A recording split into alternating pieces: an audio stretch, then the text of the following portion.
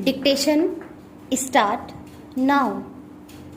Mr. Vice Chairman Sir, I rise to lend support to the resolution moved by my friend with full-throated voice. It is very correct that the present legal system of India is not an effective instrument of social change, as it is not a very effective instrument of social change naturally. It cannot provide socio-economic justice to the weaker sections of the people, to the underprivileged people who form the majority in India. Sir, we all know that the old order changes, yielding place to new. Change is the only unchanging thing in this constantly changing universe.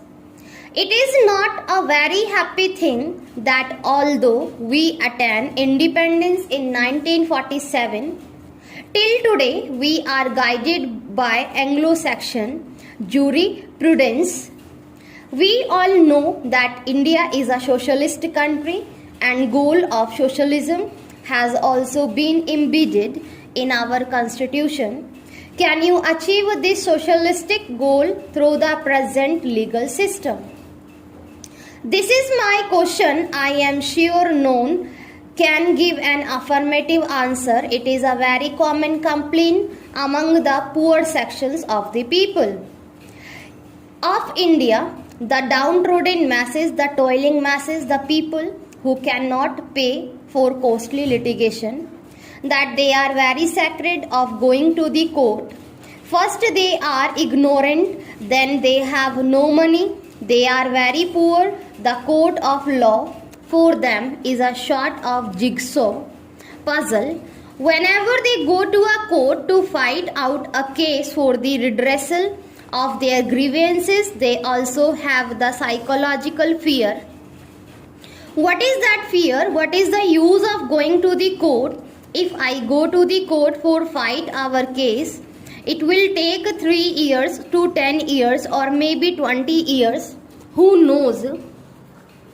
So this inordinate delay in the dispensation of justice is a great hurdle for the poor people who cannot fight out costly cases, and even when they go to the court, the poorer sections of the people have to pay exorbitant fees to the lawyer. In the process, they lose all their property, lock, stock and barrel, whatever they already have. There is a very interesting story. Two poor people were fighting out a case in the court over land. They had been paying fees to the lawyers for a long time.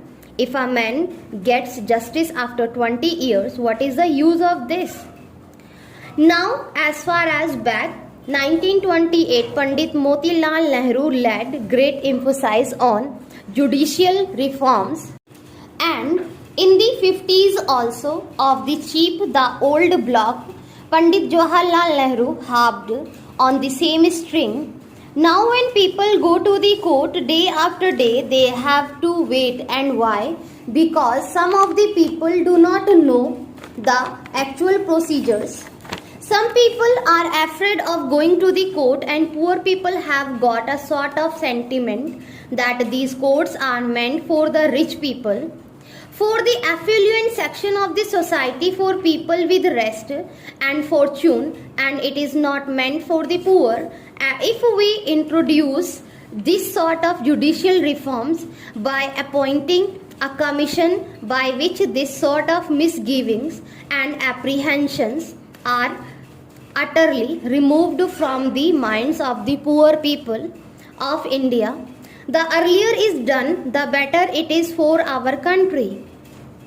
Now when we speak in terms of separation of powers of the executive, the legislature and the judiciary, all the pundits and all the scholars take part in this sort discussion and debates, and all of them lay great emphasis on the separation of the judiciary from the other two. There is a great reason behind it.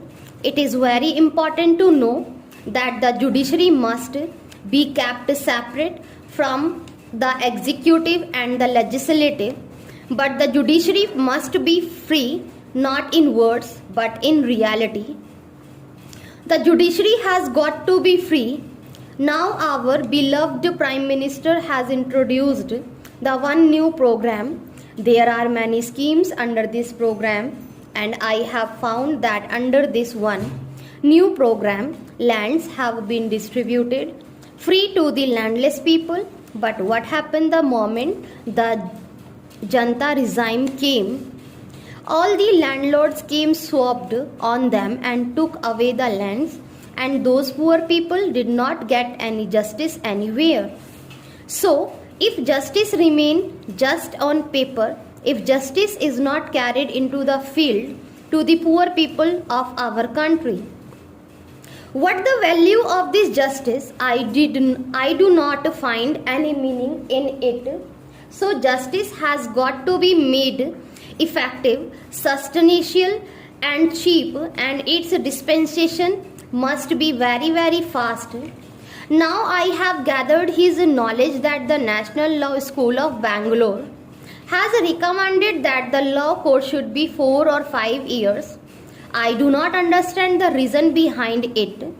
5 years is a very long time, and most of the poor parents cannot afford to defray the educational expenses of their sons and daughters who will have to pursue their studies for 5 long years.